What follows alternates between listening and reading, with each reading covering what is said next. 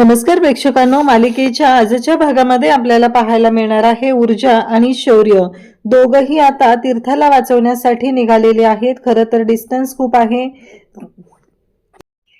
त्यामुळं त्यांना खूप टेन्शन आलेलं आहे। तीर्थापर्यंत पोहोचणं गरजेचं आहे। एकतर तीर्था कुठे आहे याबद्दल काहीच माहिती नाहीये आणि आता ऊर्जा आणि शौर्य पोलिसांचीही मदत घेत नाहीयेत।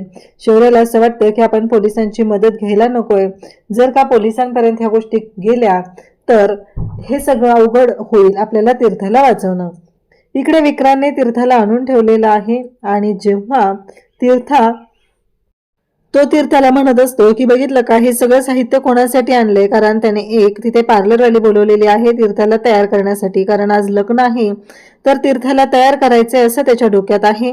इकडे शौर्य आणि ऊर्जा दोघही आता विचार करत आहेत की तीर्थाला विक्रांतने किडनॅप का केलं असेल, काय हेतू असेल त्याचा, कारण त्याला तर पैशांची गरज नाहीये, फोन करून तो पैसे मागेल, कारण शक्यतो किडनॅप तर त्या गोष्टींसाठी केलं जातं, पण नाही त्यासाठी नाही तर ऊर्जा म्हणते म्हणजे लग्न करण्यासाठी, तीर्थासोबत लग्न करण्यासाठी त्याने किडनॅप केले। आता मात्र विश्वासच बसत नसतो आणि शौर्य मात्र पेटून उठलेला असतो। शौर्य म्हणतो की बस आता मी शांत राहणार नाही, कारण काहीही झालं तरीही या सगळ्या गोष्टी चुकीच्या पद्धतीने चाललेल्या आहेत आणि मला आता शांत राहून चालणारच नाही हे लक्षात आलेलं आहे। त्यानंतर इकडे आपल्याला पाहायला मिळतं ते म्हणजे आता शौर्य आणि ऊर्जा निघालेले आहेत, पण त्यांना मदत होणार आहे ती एका व्यक्तीची। 40 वाला जो आहे त्याने तिथे तीर्थाला पाहिलंय आणि त्याचबरोबर त्याने फोनवरचं बोलणंही गुंडांचं ऐकलेलं आहे। तेव्हा त्याला कळलेलं आहे की या सगळ्या गोष्टी शौर्य दादाच्या बहिणीला किडनॅप केलेला आहे आणि विक्रांत शिर्केने किडनॅप केलेलं आहे हे त्याला समजलेलं आहे। हे तो ऊर्जाला फोन करून सांगणार। हे सगळं कशा पद्धतीने होणार आहे, नक्की काय काय राडा झालाय, ऊर्जाला कसं समजलं, हे सगळं आपण डिटेलमध्ये पाहणार आहोत। त्यासाठी हा व्हिडिओ शेवटपर्यंत पहा। त्याचबरोबर चॅनलवरती नवीन असाल तर चॅनलला नक्की सबस्क्राईब करा। इकडे गौरवला खूप टेन्शन आलेलं असतं। गौरवला कळतच नाहीये की काय करू, कशा पद्धतीने ह्या सगळ्या गोष्टी शोधू हा विचार चाललेला असतो। आणि त्याच वेळी इकडे ऊर्जाला शौर्य म्हणत असतो की ऊर्जा तो ड्रेस घालून दाखव ना, कारण ऊर्जासाठी शौर्यने नाईट गाऊन आणलेला असतो आणि तो ऊर्जाच्या मागच लागलेला असतो की मला तो घालून दाखव, तू कशी दिसते ते मला पाहायचं आहे। तेव्हा शौर्य म्हणतो की आता कोणाचा फोन आला, कारण ऊर्जाचा फोन वाजत असतो। तो म्हणत असतो एक तर आजी किंवा आई असणार आहे। तेव्हा तो म्हणत असतो की बरोबर आहे, अशा वेळीच त्यांचा फोन येणार आहे असं म्हणत तो बोलत असतो। आणि त्याच वेळेस इकडे ऊर्जा म्हणते की थांब मला बघू दे तरी कोणाचा फोन आहे, पण इकडे शौर्याचं म्हणणं असतं की नाही, तुला माहिती आहे ना आपण डो नॉट डिस्टर्ब मोडला आहे, त्यामुळं फोन उचलायचा नाही।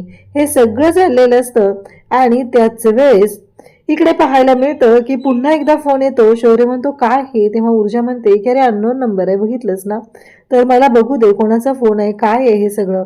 तर शौर्य म्हणतो की बर घे। मग तो म्हणतो की बर मी तोपर्यंत कॅन्डल वगैरे लावून येतो, बाकीची तयारी करून घेतो असं तो सांगत असतो। आणि त्याच वेळी ऊर्जा म्हणते की ठीक आहे। ऊर्जाने आता या सगळ्या गोष्टींची तयारी दाखवलेली असते। शौर्यासाठी ती खूप खुश असते, शौर्य तिच्यासाठी एवढं सगळं करत असतो। इकडे विक्रांतची मात्र वाट लागलेली असते, कारण विक्रांत अजूनपर्यंत वाट बघत बसलेला आहे आणि एवढा वेळ का लागतोय, तीर्था अजून का पोहोचलेली नाहीये, हा एकच विचार त्याच्या डोक्यात सुरू झालेला असतो। आणि मग त्या लोकांना तो कॉल करत असतो आणि त्यांना म्हणत असतो की सांगा लवकर काय झालंय, नक्की कशामुळं, आणि ह्या सगळ्या गोष्टी चालू झालेल्या असतात। आणि इकडे तो गुंड जो आहे तो म्हणत असतो की हो पकडलंय तिला, आणि तिचा जो मित्र होता त्याची पण आम्ही वाट लावलेली आहे असं सगळं सांगितलं जात असतं। आता शौर्य वाट बघत आहे ऊर्जाची। आता ऊर्जाच्या फोनवरती पुन्हा अननोन नंबरचा फोन येतो। तर इकडे विक्रांत म्हणत असतो की लवकरात लवकर तिला घेऊन या, तिला यातलं काही कळता कामा नये। लक्षात येते ना मी काय सांगतोय ते, कारण ती माझ्यापर्यंत आली पाहिजे, माझ्यापर्यंत पोहोचली पाहिजे लवकरात लवकर, कोणाला काही कळण्याच्या आधी। आणि मग तो गुंड सांगत असतो की हो नक्की तुमच्यापर्यंत पोहोचेल। त्यानंतर इकडे पाहायला मिळतं की आता शौर्य आणि ऊर्जा दोघंही खुश असतात। तेव्हा ऊर्जा म्हणते की नाही शौर्य मला बघू दे, कोणाचा फोन आहे हे मला बघावं लागेल असं शौर्य सांगत असतो। आणि मग शौर्यला ऊर्जा म्हणते आणि ऊर्जा तो फोन उचलते, अननोन नंबरचा फोन असतो। इकडून गौरवने फोन केलेला आहे आणि गौरव म्हणत असतो की ऊर्जाताई। तेव्हा ऊर्जा म्हणते हा बोला काय झालं, एवढं का तुम्ही दमलेला आहात, नक्की काय प्रॉब्लेम आहे। असं ऊर्जा विचारू लागते. तेव्हा मात्र गौरव सांगू लागतो की ऊर्जाताई, मी तीर्थाचा मित्र आहे. तीर्थात आणि मी एका सेमिनारला होतो आणि मी तीर्थाला आधीमध्ये सोडायलाही घरापर्यंत येत होतो. तेव्हा ऊर्जाला तो प्रसंग आठवतो. ऊर्जाने पाहिलेलं असतं की तीर्था त्याच्याबरोबर आलेली आहे. ऊर्जा म्हणते, हा बोल, काय झालं?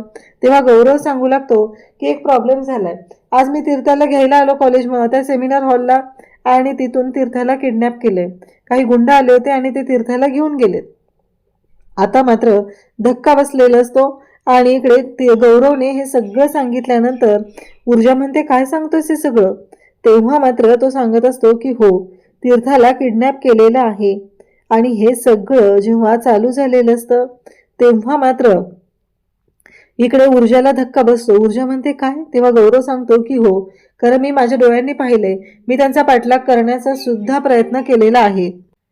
ऊर्जाला इकडे खूप काळजी वाटत असते. ऊर्जा म्हणत असते, काय हे सगळं कसं झालं? तेव्हा तो सांगत असतो की हो, ती 2 माणसं आली आणि ती तीर्थाला घेऊन गेलेली आहेत. तेव्हा तो ह्या सगळ्या गोष्टी सांगतो. ऊर्जाला धक्का बसलेला असतो. ऊर्जा म्हणत असते, काय होऊन बसलं हे सगळं? आणि ऊर्जा घाबरलेली असते, कारण ही लोक कोण आहेत, कोणी घेऊन गेलं तीर्थाला, या सगळ्या गोष्टींच्या बाबत आता इथे ऊर्जाला धक्का बसलेला असतो. तर इकडे विक्रांत मात्र वाट बघत बसलेला असतो, कधी एकदा तीर्था येते आणि या सगळ्या गोष्टी होत आहेत हे लक्षात आलेलं असतं. आणि ती मात्र म्हणत असते की नाही, काहीही झालं तरीही मला या सगळ्या गोष्टींचा शोध घ्यावाच लागणार आहे. आणि इकडे विक्रांत गाडीत बसलेला असतो. त्याला तो लग्नाच्या दिवशीचा प्रसंग आठवतो, म्हणजे ज्या दिवशी पद्मासोबत त्याचं लग्न ठरलेलं असतं त्या दिवशीचा प्रसंग आठवतो. आणि त्याचबरोबर हे सगळं जेव्हा घडत असतं तेव्हा पोलिसांनी येऊन त्याला फरफटत नेलेलं असतं. पोलिसांनी त्याची वाट लावलेली असते हे हे त्याला आठवत असतं. आणि हे सगळं घडलेलं असतं ते फक्त आणि फक्त ऊर्जा शिंदेमुळं. ऊर्जा शिंदेने या सगळ्या गोष्टी केलेल्या आहेत, त्यामुळे हे सगळं घडलेलं आहे. आता एकेकाला सोडणार नाही, एकदा का तीर्था माझ्या ताब्यात येऊ द्या, मग तुम्हाला दाखवतो, असं विक्रांतने सुरू केलेलं असतं. आणि त्याचबरोबर इकडे पाहायला मिळतं ते म्हणजे काहीही झालं तरीही आता गौरवने सगळी माहिती सांगितलेली असते आणि गौरवने सांगितलेलं असतं की या सगळ्यामध्ये ती लोक घेऊन गेलेली आहेत आणि आता तीर्था कुठं आहे ते मला कळत नाहीये. मी त्यांच्या गाडीचा पाठलाग करण्याचाही प्रयत्न केलेला होता. ऊर्जा म्हणते, ठीक आहे, मी बघते काय करायचंय ते. कारण ऊर्जालाही कळलेलं आहे की आता जी गोष्ट घडली ती खूप भयानक आहे. कारण तू पोलिसांना फोन केलेला का, असं ऊर्जाने विचारलेलं असतं. तेव्हा तो म्हणतो की नाही. ऊर्जा म्हणते की मी पाहते पुढे काय करायचं आहे, पोलिसांना वगैरे तू कॉल करू नकोस. कारण ऊर्जा तिच्या पद्धतीने ही केस हँडल करणार असते, या सगळ्या गोष्टी सोडवणार असते. इकडे गौरवला आता टेन्शन आलेलं असतं, कारण त्याने त्याच्या पद्धतीने घरातल्यांपर्यंत तर ही बातमी पोहोचवलेली आहे. म्हणजे तीर्थाला कोण घेऊन गेलं असेल तर त्या गोष्टी आता समोर येऊ शकतील, यासाठी त्याने केलेलं काम जे असतं ते अगदी योग्य असतं. आता मात्र इकडे नेमकी किडनॅप करून घेऊन चाललेली जी गाडी असते ती बंद पडलेली असते. त्यामुळे त्या गुंडांचा चांगलाच पचका झालेला आहे आणि ते गाडी बंद पडलेली आहे. त्यामुळं ते आता रस्त्याच्या कडेला थांबलेले असतात. शौर्यला तर खूप राग आलेला असतो. ऊर्जाने शौर्यला सांगितलेलं असतं की ऊर्जा, आपल्याला जावं लागेल, कारण तीर्थाला किडनॅप केलेलं आहे, आपल्याला लवकरात लवकर तिथं पोहोचणं गरजेचं आहे, हे ऊर्जाने सांगितलेलं असतं. आणि ऊर्जा मात्र भयानक चिडलेली असते आणि त्याही पेक्षा जास्त चिडलेलं असतो तो शौर्य म्हणत असतो की हे सगळं कोणी केले त्याला मी सोडणार नाहीये. कारण तीर्थाला जर काही झालं तर हा विचार त्याच्या डोक्यात सुरू झालेला असतो. त्याची खूप चिडचिड होत असते की मी तिथं असायला पाहिजे होतं, कारण आत्ता रिसॉर्टवरून तिकडं पोहोचणं यामध्ये वेळ जाणार असतो. तीर्थाचा जीव खूप महत्त्वाचा आहे, तीर्थाला काही होता कामा नये, एवढं शौर्याच्या डोक्यात सुरू असतं. आणि इकडे आता ते गुंड जे म्हणत असतात की आता काय झालंय, गाडी बंद पडली, तेव्हा जो मेन गुंडा आहे तो म्हणत असतो की तुला मी सांगितलं होतं ना की ह्या गाडीच्या बाबतीत चांगली गाडी घे, कारण त्या विक्रांत साहेबांचा फोन आला तर ते मला जिवंत सोडणार नाहीयेत. हे सगळं चालू झालेलं असतं. इकडे तीर्थाच्या तोंडाला त्यांनी बांधलेलं असतं आणि तिला गाडीत ठेवलेली असते. आणि त्याचबरोबर आता तो गुंड खाली उतरतो आणि म्हणतो, मी बघतो काय झाले ते, असं म्हणत आता ते गाडीचं चेक करत असतात. त्याच वेळी तीर्था गाडीत असते. तीर्थाकडे तो येतो आणि म्हणतो की एक गोष्ट लक्षात ठेव, काही हालचाल करण्याचा प्रयत्न केला तर गाठ माझ्याशी आहे. तेवढ्यातच विक्रांतचा फोन त्याला आलेला असतो आणि विक्रांत म्हणतो, काय झालं, किती वेळ लागणार आहे अजून? तेव्हा हा सांगतो की हो साहेब, आम्ही पोहोचतच आहे. इकडे शौर्य आणि ऊर्जा या दोघांचं बोलणं चाललेलं असतं. शौर्य म्हणत असतो की मला असं वाटतंय की मागे तो मुलगा तीर्थाला त्रास देत होता, त्याने तर किडनॅप केलेलं नाहीये ना, असं शौर्य विचार करत आहे. आणि तेव्हा मात्र इकडे पाहायला मिळतं काहीही झालं तरीही या सगळ्या गोष्टींतून आता मार्ग काढायचा आहे एवढंच लक्षात आलेलं असतं. आणि त्यावेळेस मात्र इकडे शौर्य म्हणत असतो की नाही, मला खरंच कळना गेलंय की तीर्थाच्या बाबतीत कोणी केलं हे सगळं, कोण असेल या मागचा खरा सूत्रधार, असं आता चालू झालेलं असतं. आणि त्याच वेळेस ऊर्जा म्हणते मला नाही वाटत आहे, कारण तू एकदा त्याला दम दिला त्यानंतर त्याने कधीच पुन्हा तीर्थाशी संपर्क करण्याचाही प्रयत्न केलेला नाहीये, तिला फोन वगैरे केलेला नाहीये. मला असं का वाटतंय की हे सगळं करणारी व्यक्ती विक्रांत आहे. तेव्हा इकडे ऊर्जा सांगत असते मला शंका आहे, पण शौर्य सांगतो की मला शंका नाहीये, मला खात्री आहे की हे सगळं मग विक्रांतनेच केलेलं असणार आहे. कारण काहीही झालं तरीही विक्रांत कोणत्याही थराला जाऊ शकतो हे आपल्याला माहिती आहे. तो गुंड जो आहे त्याची मात्र वाट लागलेली आहे. अचानक गाडी बंद पडल्यामुळं आता ते दोघंही आता विचार करत आहेत की काय करायचं, कारण साहेबांचा फोन आला तर खूप अवघड होणार आहे असं त्यांच्या डोक्यात सुरू झालेलं असतं. आणि त्यामुळं काहीही झालं तरीही आपल्याला या सगळ्यातून लवकरात लवकर मार्ग काढला पाहिजे. तेवढ्यातच चायशीवाला तिथून चाललेला असतो. तो पाहतो, गाडीतून आत पाहिल्यानंतर त्याच्या लक्षात येतं की या मुलीला हे कुठेतरी घेऊन चाललेत का, कारण हे जाणून बुजून केलं जाते हे त्याच्या लक्षात आलेलं असतं. तेव्हा तीर्थाकडे तो डोळ्यांनी बोलतो.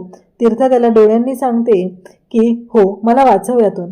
तेव्हा त्याच्या लक्षात येतं आता काय करायचं, कारण तीर्थाला यातून वाचवण्यासाठी एक काहीतरी मार्ग काढला पाहिजे असा विचार त्याच्या डोक्यात चालू असतो. कारण त्याला बिचारायला माहीतच नसतं की गाडीत असलेली मुलगी कोण आहे आणि आपण तिला कसं वाचवायचं हा विचार त्याच्या डोक्यात आहे.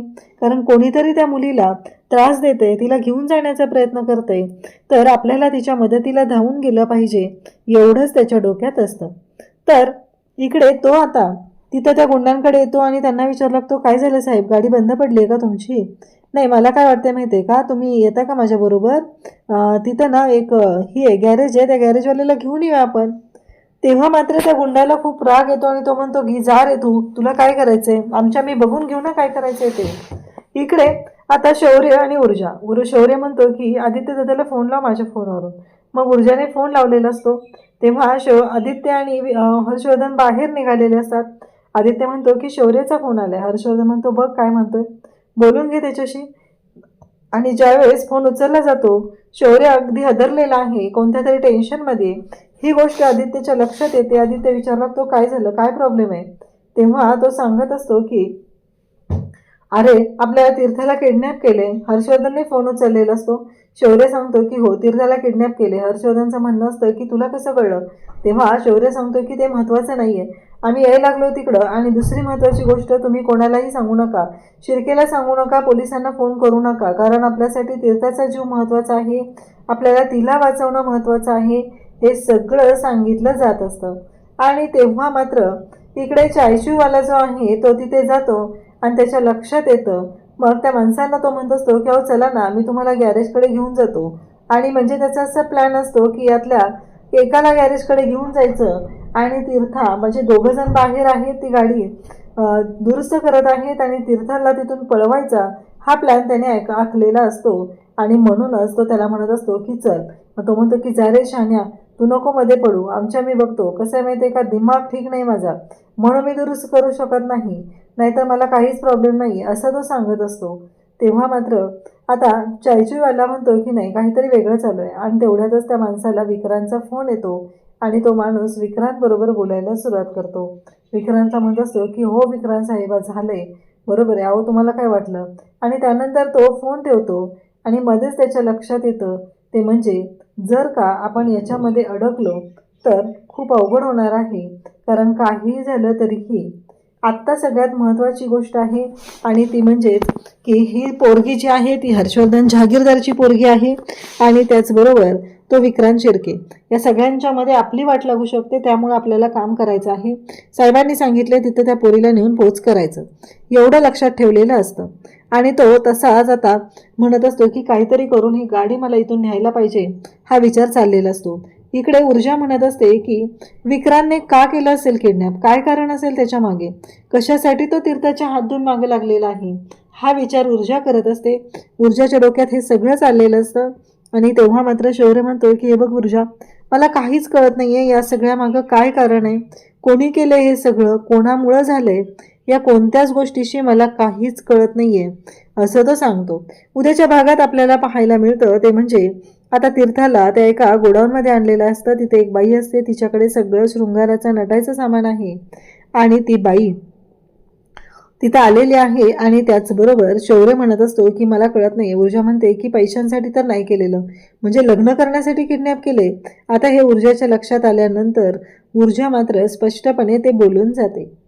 आता ऊर्जाने ही गोष्ट तर समोर आणलेली आहे आणि इकडे विक्रांतने मात्र धमकी दिली, जर काही हालचाल करण्याचा प्रयत्न केला तर जागेवर गोळ्या घालील. तीर्था घाबरलेली असते.